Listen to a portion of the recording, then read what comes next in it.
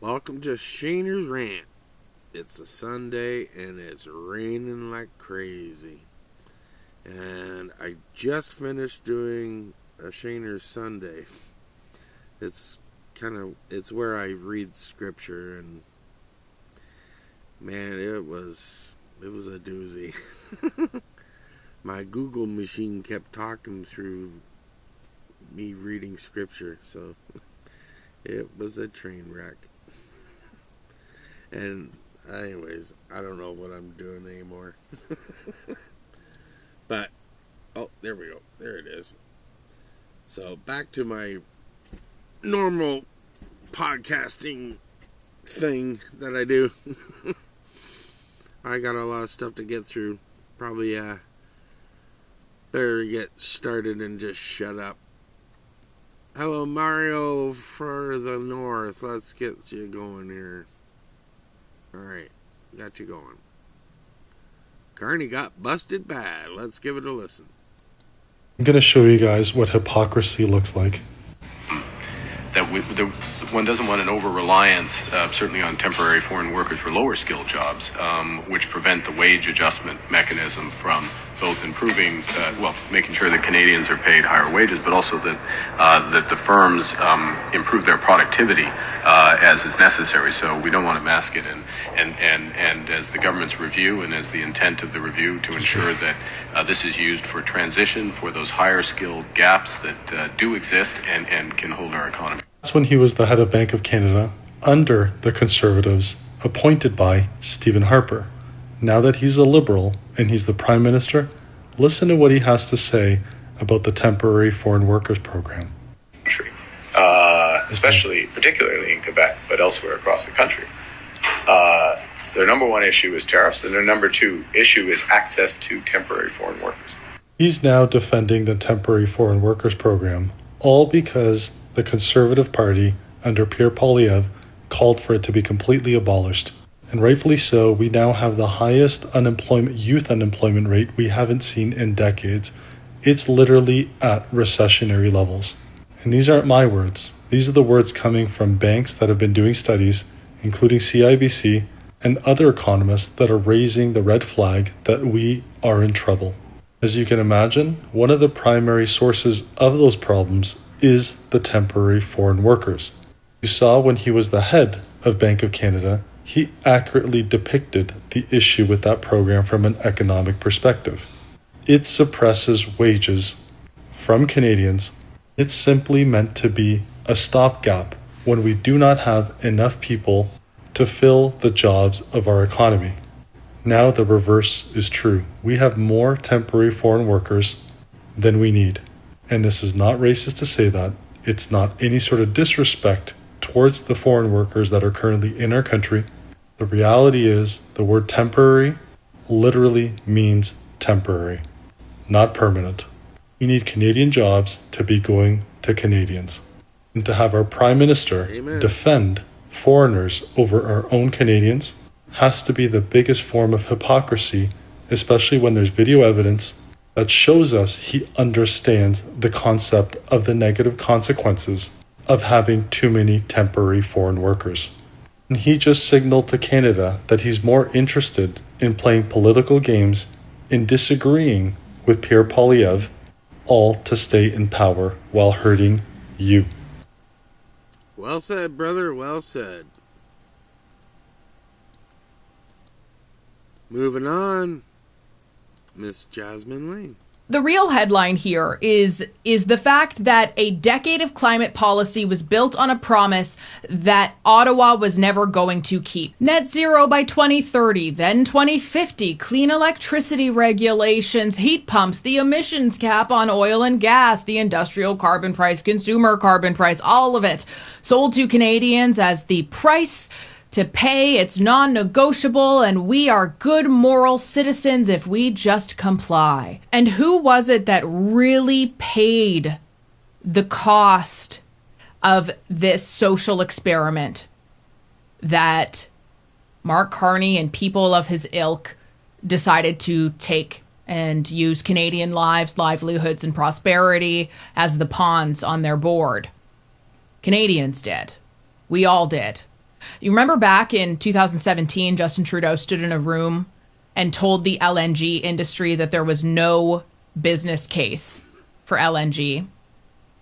So Germany is now signing a 20-year contract to get our gas routed through the Panama Canal because they nearly froze after trusting Russian supply. Could you imagine where Canada could have been by now if that moment in 2017 didn't happen? When Germany at that time was already signaling that they needed to get off Russian dependency and that it was a liability. We would be Europe's #1 LNG supplier today. Those contracts would all be Canadian. Those jobs would all be Canadian. That leverage in every trade negotiation would be Canadian. The real headline here is... I said not those exact words, but similar, like a couple months ago on one of my shows. And, but I don't get the viewers she gets. I'm not doing anything different than these people. They just speak better than me. And moving on, next up is Councillor Lisa Robinson. She's from Pickering. She posted from Brian Lilly. Doug Ford's big reception in D.C. canceled over Trump. U.S. Chamber of Commerce backed out of a reception hosting Ontario Premier over concerns of angering U.S. President. Ontario's Premier Doug Ford attends First Minister's meeting in Ottawa on Thursday, January 29, 26. Oh, that's where the photo came from. I'll be alright. Doug Ford, being on Donald Trump's naughty list, cost him a meeting and reception with American business leaders Monday night. A planned reception hosted by the U.S. Chamber of Commerce and its board chair, Ross Perot Jr., was abruptly canceled. Looks good on you, pal. You blew it. You did this to yourself and to the rest of us. Thank you. And we're back and we're moving on. And got a video from Michelle Ferreri. Actually, I've got a few from her, and I'll admit I'm infatuated with this lady. Just the same as I was with, who did I just show? This JASMIN LAINE. Easy on the eyes, and smart, so smart. And I think now that she's not in an MP anymore, she's free to say whatever the hell she wants, and she's a spitfire. Oh my goodness, I love her. Okay, can we all just take a minute to call it out? I know the people who know, but let's just take a second to call out the hypocrisy of the inclusive kind left. So Elon Musk literally has transformed space research. He's literally colonizing another planet, okay? He has Asperger's. He's on the autism spectrum. He learns differently, okay?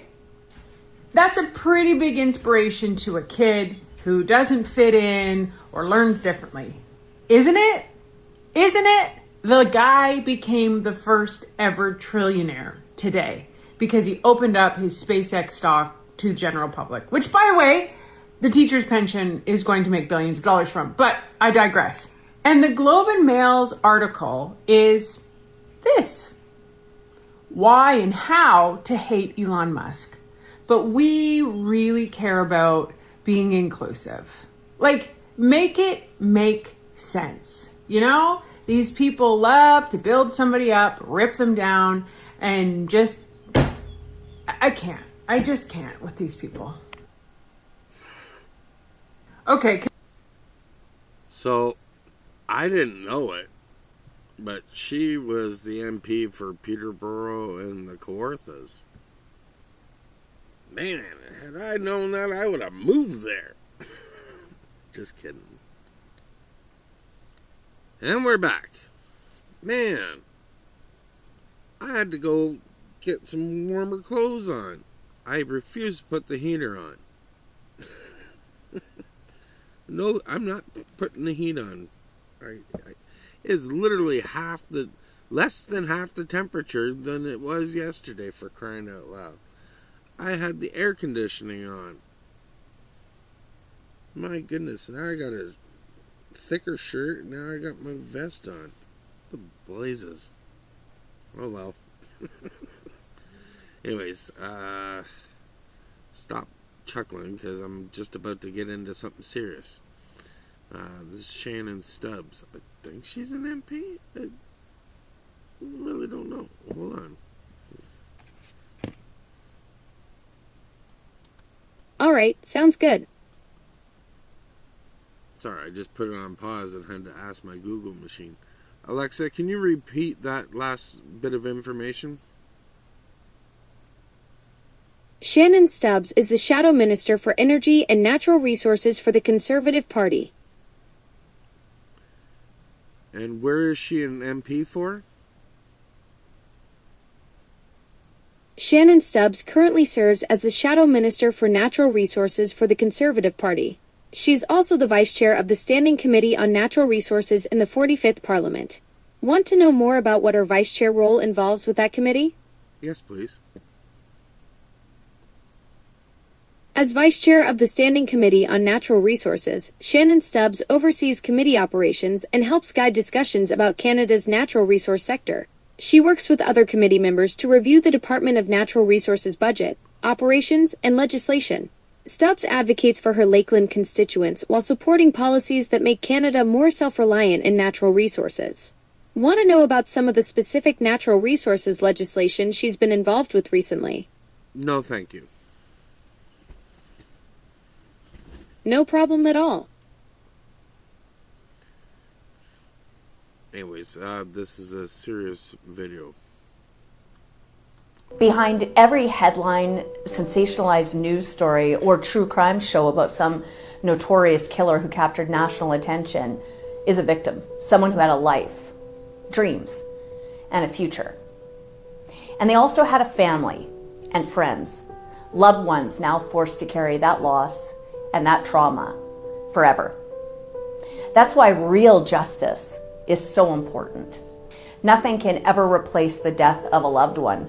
But even in just a small way, justice can be there for those families. It delivers accountability, it appropriately recognizes the seriousness of the crime, and it ensures that the people responsible face punishment that reflects the devastation and the harm they caused.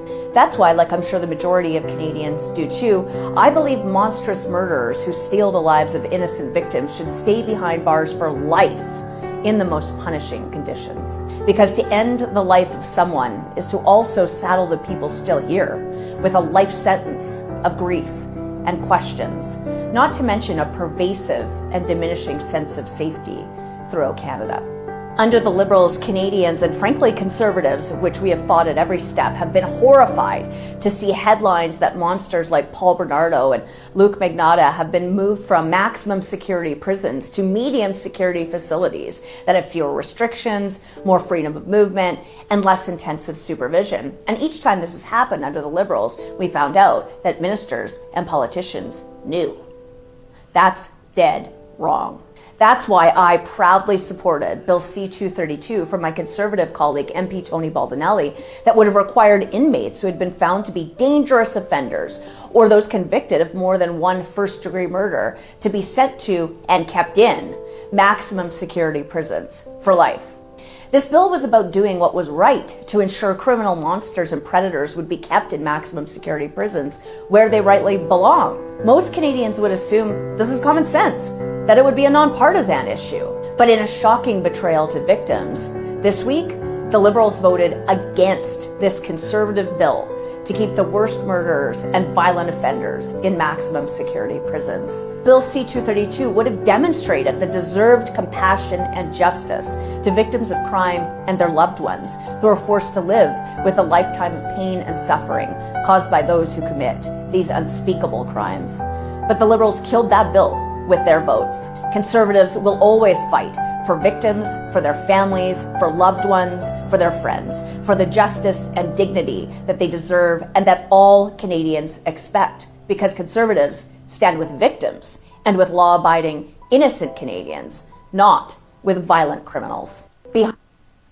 Wow. I didn't even hear about that this week, but you know what? I really have not paid a whole lot of attention to what was going on in the House of Commons, but because so much goes on, you can't keep up with every single thing that goes on, right? But that's incredible. Why would the Liberals vote that down? Was there something else in the bill that they didn't agree with? I don't know. I know nothing about this bill, but all I knew was this was going to be a serious video. I wasn't aware of this. But it seems like a no-brainer to keep the criminals locked up, for one.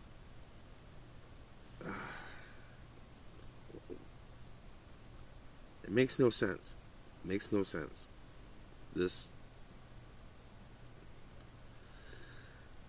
But I'm stuck on words. This is why I don't make it as a podcaster. Sorry, I just paused to light another cigarette.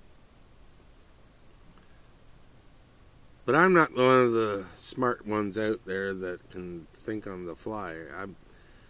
I was doing better with older episodes when I was making notes for myself in advance, but it would take all day long to make up these notes, so I couldn't invest that much time and equity into a show that 5 people watch.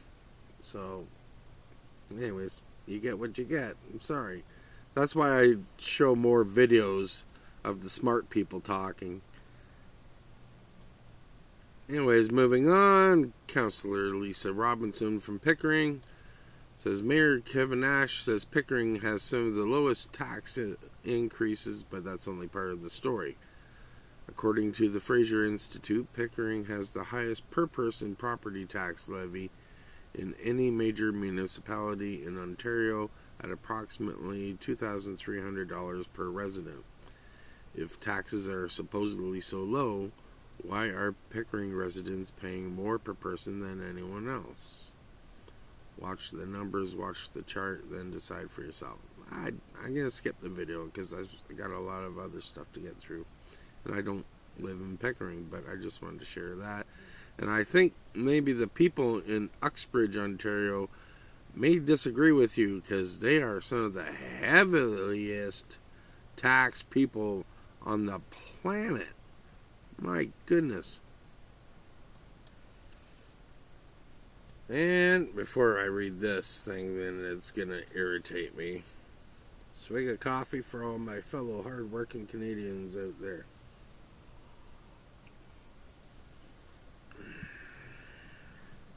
Man, I have had so much coffee today, but this is decaf. Alright, this next post is I don't understand. Carney Liberal Foreign Minister Anita Anand just announced that Canadian taxpayers will be sending another $100 million to Palestine in addition to $400 million already sent to them. Why? Why in the hell are we sending money to them? I thought we were allies with Israel. But no, we recognize Palestine. Okay, so let's read this. Breaking. And this was on June 12th, so I'm 2 days late on this. Anita Anand just announced she's sending another $100 million of your money overseas.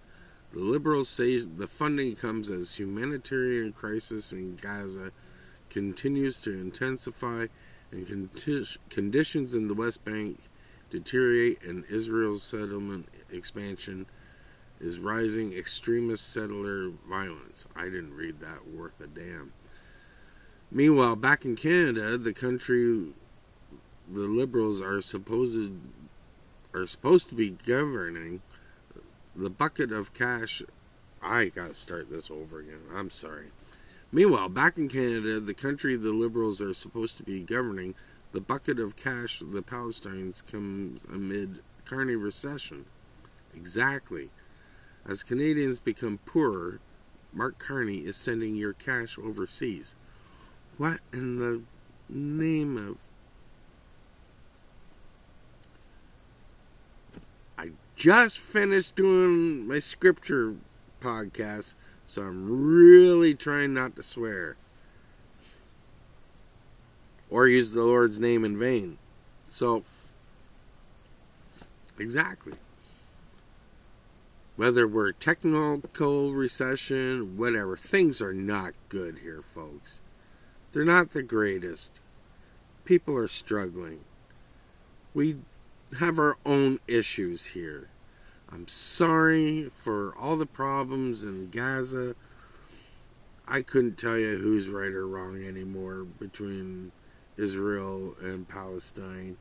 I think it's pretty stupid that they just can't get along at this point. It's 2026. Move on. Just stop your bullshit. Stop killing each other. It's stupid. Just stupid.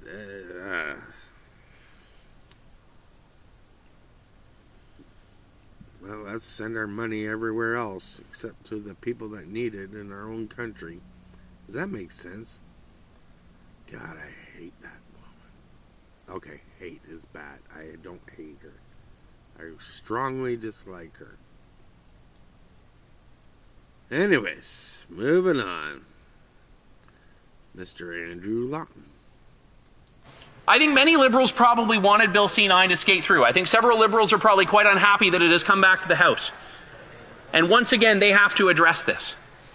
But they have the opportunity to do the right thing.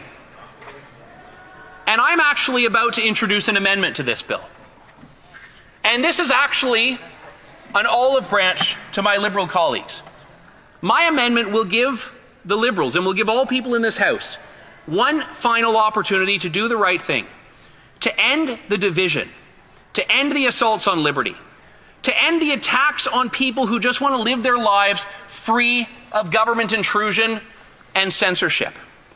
This amendment will end this charade once and for all. I move, seconded by my colleague, the member for Bruce Grey Owen Sound, that the motion be amended by deleting all the words after the word that and substituting the following. The order for the consideration of the amendment made by the Senate to Bill C-9, an act to amend the criminal code, be discharged and the bill withdrawn. Thank you, Mr. Speaker. I think many Liberals... Well, that's something I need to follow up on. I have no idea what happened after that one. If any of you know, let me know. Leave it in the comments. I think I've had 0 comments in a couple of months. And we're back. Was I gone? Just for a little bit. Yep, we're going to end this episode with a couple of jokes. I don't have a picture of Mr. Roper ready. I didn't think about that one. Anyways, let's put my glasses up here and get ready, folks. I saw my dog walk across some sandpaper. He looked at me and said, "Rough, rough." Oh boy. That was not a good one. Alright. This one I like because I was a mailman. What do you call a mailman with a broken leg? Alright.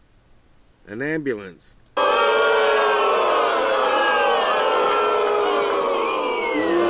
you suck! Yes, I do. You have no idea.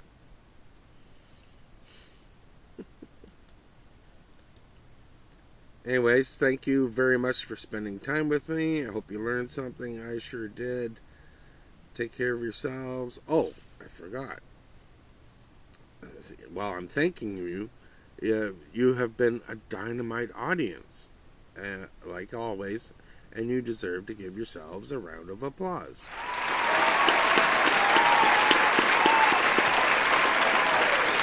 Absolutely, yes. We upgraded the sound effect this time. So anyways, thanks again. Hit like, subscribe, share, leave a comment. Let me know what you like about these train wrecks of episodes that I do. And take care of yourselves. Take care of each other. God bless and all that jazz. We'll see you on the next episode, because I'm probably going to do another one today. 3 podcasts in a day. It is a real rainy day, isn't it? Bye.